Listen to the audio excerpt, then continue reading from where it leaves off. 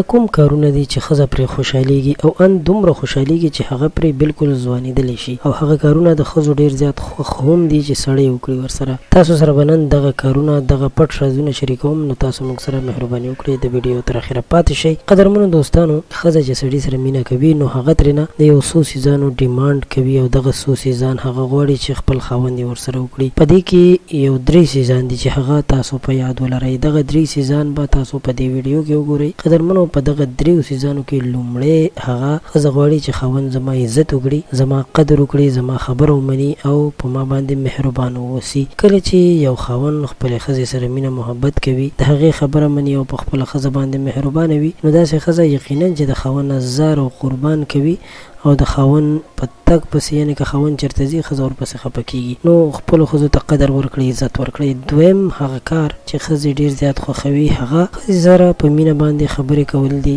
کله چې یو انسان خپلې ښځې سره په مینه باندې خبرې کوي نو ښځې فخر محسوسوي چې زما خاوند په ما باندې څومره خیال ساتي، زه یې څومره خوښه یم او زما څومره قدر کوي. نو د همدې وجې نه د ښځې په نظر کې د سړي قدر نور هم زیاتېږي. نو په کار ده ډېر زیات خیال وساتل شي او په مینه محبت باندې خپلې مېرمنې سره خبرې وکړې شي. دریم په دې کې دا ډېره ضروري خبره ده، دا خبره به یاد ولرئ چې کله کله ستاسو یو وړه غوندې تحفه راوړل ستاسو مېرمنې ته، هغه ستاسو په منځ کې مینه زیاتوي. ځکه چې تحفه اگر که ډېره وړه وي خو چې تاسو یې خپلې مېرمنې ته راوړئ نو ستاسو په منځ کې د مینې غر جوړوي، یعنې دومره مینه ستاسو په منځ کې پیدا کوي. نو هر کله چې تاسو بازار ته ځئ او ستاسو وس کېږي نو یو وړه تحفه رااخلئ، که هغه تحفه د یو ګلاب پولي نه وي، اگر که روزانه نه وي خو هفته کې یا میاشت کې هم یو ځل تاسو یو تحفه راوړئ، نو ستاسو په منځ کې به مینه محبت ډېر زیات سیوا شي. نو قدرمنو، امید لرم دا معلومات به ستاسو هم خوښ شوي وي. د ویډیو د کتلو مو یو جهان مننه.